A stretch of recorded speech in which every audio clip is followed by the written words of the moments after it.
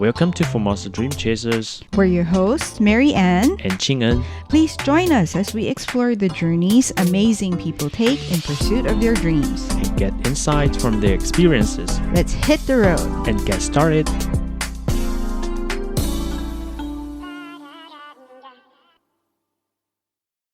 Hello and welcome everyone to Formosa Dream Chasers. We are honored to have two distinguished guests with us today. First, we have Mr. Choi Jae-hoon, who is the North Korean Issues Officer at Amnesty International's Korea section. And joining him is Ms. Jo Eun-sil, who is a courageous defector from North Korea who escaped in 2019 and is one of the voices featured in Amnesty International's report.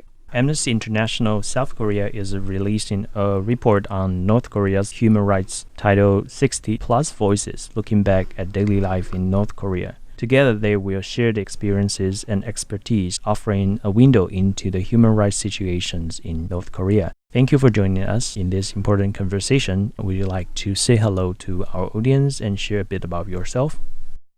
네, 안녕하세요. 저는 2019년 She escaped out of North Korea on 2019 April, and then afterwards till now she is currently based in South Korea. Mr. Choi, would you like to say a few words? 안녕하세요. 저는 최재훈이라고 하고요.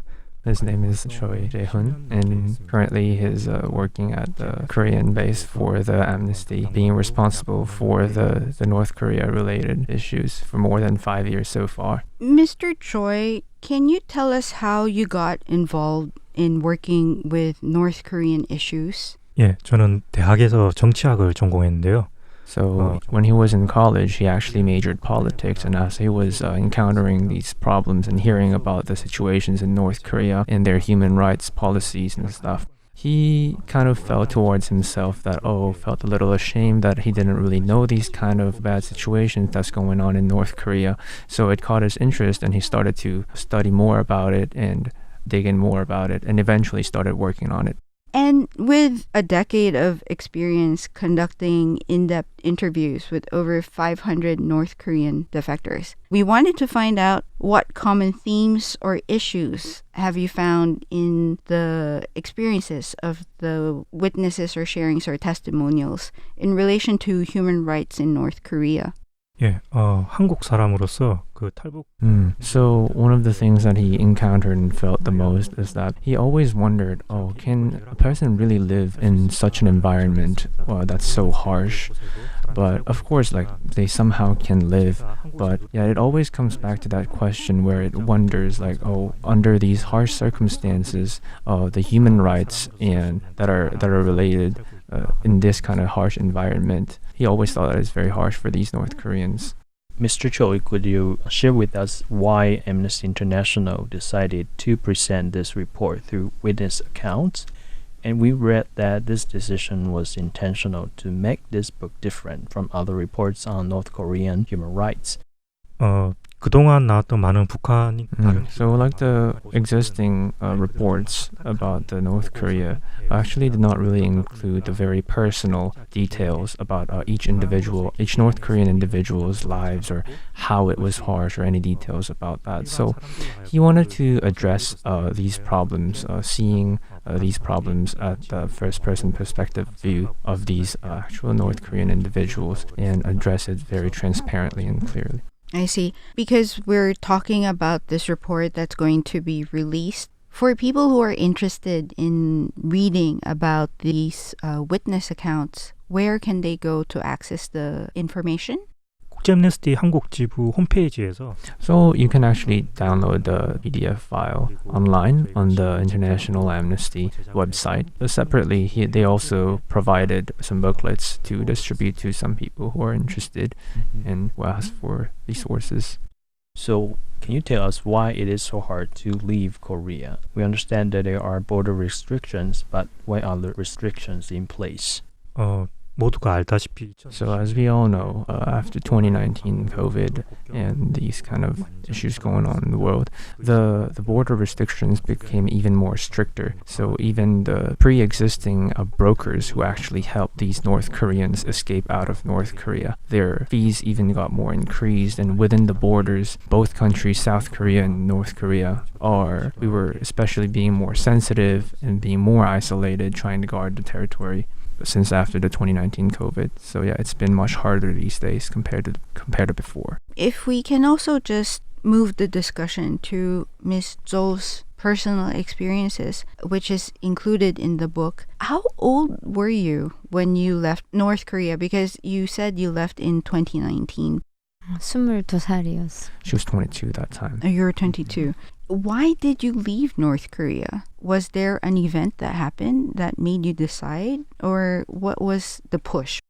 특히 북한 같은 경우에는 자유가 So since, as we all know, there's not really a freedom in North Korea. So as she became an adult and she was pursuing her degree in college, and then she finally got her degree, and she said she decided to get some jobs. Of course, she also had her own interests, but as we know in socialist policies, we don't really have freedom. So she is not really able to choose the career or a job that she really wants. It's basically just under the control of the government where they arrange you for what kind of job. You cannot really choose beyond that. So she felt that this is very unfair and very isolating for herself. So that's when she actually started thinking about escaping out of North Korea to find freedom. Especially one of the events that she found that was really unfair and lacking freedom was that in North Korea, actually, when you're even just like walking on the roads, the clothes you wear or the hairstyle you do, it also matters. And the police there will randomly pull you up and will ask you, and if you cannot really tell them your actual job that you are currently pursuing and stuff, then they will just compile these kind of people as a group and then just like send them to like a construction site to do like a forced labor and stuff. So towards these kind of phenomenon going on in North Korea, she had a lot of inner complaints and was really not satisfied. Just to better understand the situation, so you said the job or your career is decided by the government. So then the salary is also decided by the government. Is that the case? 북한은 As we all know, in a socialist, their policies are really, really good, especially for North Korea. They're overly focused on military, and they don't really care too much about anything beyond their military stuff. So, of course, their country also has some plans, financial plans, and how much to subsidize for which sectors, but most likely everything is like too focused on military. So even if you have a proper job in North Korea, if you compare the salary to other countries, let's say here, it's really a ridiculously small amount of money. She even mentioned that the actual salary for a month, you can buy about one bottle of soju.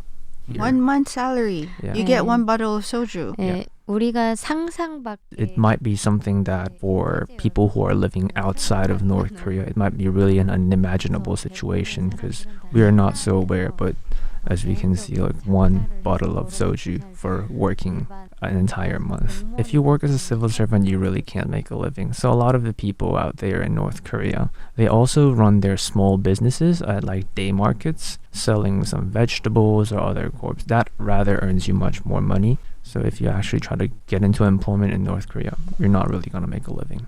Do they also grow their own food, like in the farmland? 네, 근데 농장도 Yeah, so as we know, like it's a socialist government, so actually no individual owns a land or any property. So all the lands they have, even used for farming, are technically under the name of the government. So under these instances, do they actually help manage these properties? They really don't. So actually it's still managed and ran by individuals, but in the end, all the things that come out of it, all the profit you make out of it, you eventually will have to end up submitting it up to the government. Yeah. So is like famine or hunger very prevalent in North Korea? 제가 봤을 땐 제가 태어날 She's mentioned that during the year when she was born, around that time when she was much, much younger, it was actually very, very common to the point that you go out to the streets and you will see people die out in the streets out of starvation and stuff. But these days, economy advance, they also advanced, people also had more ideas and they realized that, oh, we have to make a living by selling in the day market or doing extra stuff. So it's been much lesser, but still, maybe if there's 10 people, at least 1 out of 10 person will be dying out of starvation. So it's still a pretty serious issue. So now we know that the life in North Korea is not very easy. And what's your motivation for leaving North Korea, and how did you get this kind of information that you can escape? 특히 저희 같은 경우 Actually, in North Korea, as everyone eventually grow up and reach that stage of youth, they more and more gain access to South Korean media, such as dramas or like songs, things like that. So it's actually a very common thing for any North Korean youth to admire countries outside of North Korea, and they really have, almost everyone has the will that they really want to escape North Korea. But so as for her, it was a special situation because she actually had a aunt that's living currently in South Korea. Because any youth out there, just because you admire that you want to go out, it doesn't really mean that you can actually have the access and the informations to get there. But for her, since her aunt is living in South Korea, and she was somehow able to pay these expensive broker fees and had also had connections for it, so it was accessible for her. In my imagination, it would be very, very struggling to set apart from your own family members. What was the process? Like, you decided to leave behind, like your father, your mother. What was the situation like? 저희 가족에서도 So actually her parents during that time that she was trying to leave had conflicting opinions. Let's say for the mother's side, she was trying to go more safely, because crossing a border means going through a bullet rain. It's demilitarized zone, so there's really a high chance that you might get shot or something bad might happen to you. So instead of risking that, her mother was towards the idea that, oh, even if the life is harsh here, you're still alive. Like, why don't we just, accept our fate and live here? As long as you're alive, anything's fine. And the father, on the other hand, has different opinions. Well, you're technically alive here in North Korea, but you don't really see a future here. It's basically nothing different with being in hell. So yeah, I hope you give it a try. So for her personal opinion, she was more leaning towards father's opinions because she personally thought that born as a North Korean, until the day you die, you never really get to experience or get in contact with the outside world. So she thought that it was really unfair. Like, everyone has their precious lives. You only live once. So if this works out, it's eventually gonna lead her into having a better future, better opportunities, and all the stuff that she wanted to experience. So she decided to take a shot. I saw that in your account that when you were planning to defect, you already planned for the worst because you bought poison and razor blades. If you were caught, what would happen to you? 특히 북한에서 Actually, when you get caught in North Korea while you're escaping, you would rather wish that you just died instantly because they're gonna torture you. And the torturing just does not end on you. It might also impact your parents, your siblings, your cousins, even your far, far cousins. So it's eventually going to impact everyone. And yeah, it will really make you hope that you could just get shot and immediately died, because the torturing is a long procedure and they're just going to keep torturing you. And yeah. I was just wondering, how would you comment on the way the different Koreas run the country? 제일 큰 The main difference that she felt was that if we search North Korea, let's say on Google, all you get is pictures of Kim Jong-un, because the country is basically just dedicated for one person, and it's very individualistic, and there's no freedom. On the other hand, South Korea, let's say if we search about South Korea, there's other stuff like media, K-pop, there's also the Gyeongbokgung Palace. Basically, we embed all these cultures and the entirety of Korea, because let's say in South Korea, it's democratic, and what we prioritize is the people. Meanwhile, on the other hand, North Korea, they prioritize Kim Jong-un. So that's like the main difference that she found. For Mr. Choi and Ms. Ju, what message would you like to share with the international community then about the situation in North Korea and the struggles of its people?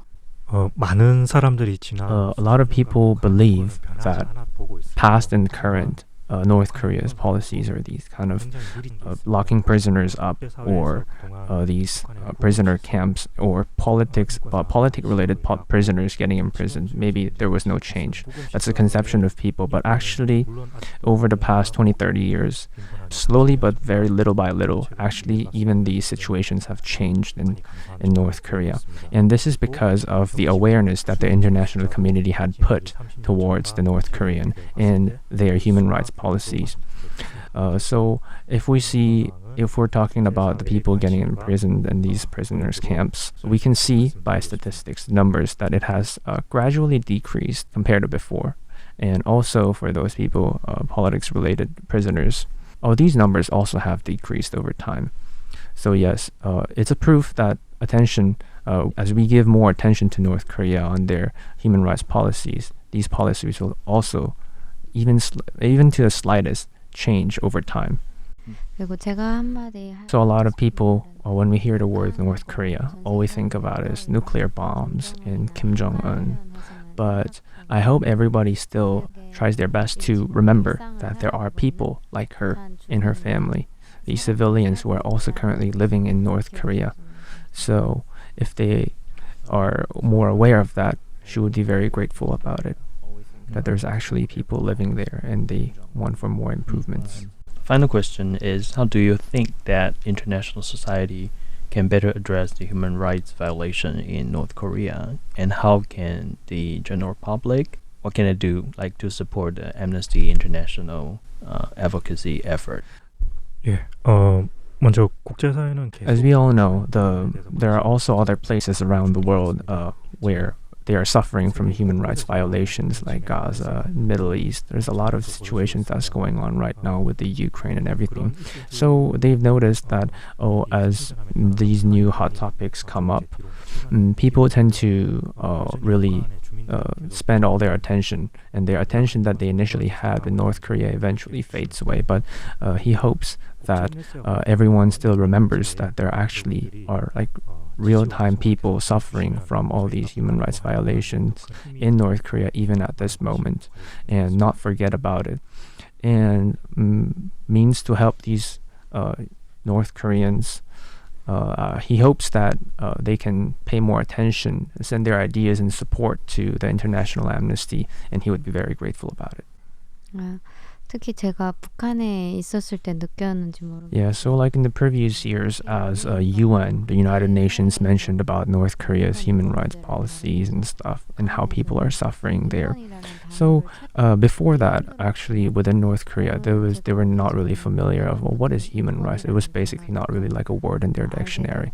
But eventually, as these things get mentioned by the UN, because she believes that maybe it's because the voices that the public and the international community had made towards North Korea and criticizing about it, that it increased awareness to the point that it went to UN. So nowadays, when currently in North Korea, actually people also increased their awareness about this thing called human rights, where before they were really not familiar of. So she hopes that the international community and society continues to increase awareness and criticize what's wrong and say that it's wrong, so that in the future it can gradually even change, and people within North Korea will increase their awareness towards, we have human rights. Understood. As we wrap up our interview, do you both have any final thoughts or messages that you would like to share to our listeners? 예, 오늘 저희가 He's really grateful for this opportunity, and he wishes that we can increase more awareness, including Taiwan and other international societies as well.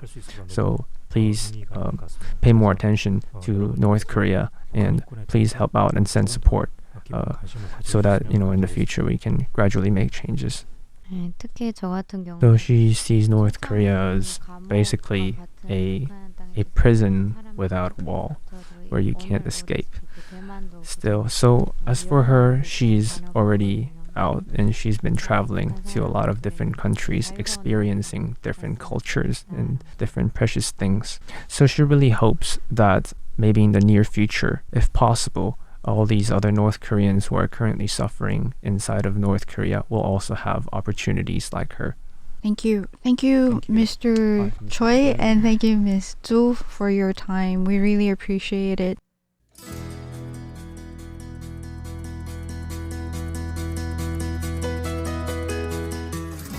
This is Ching and Cho. And Mary Ann Shoko. See you guys next week. Bye.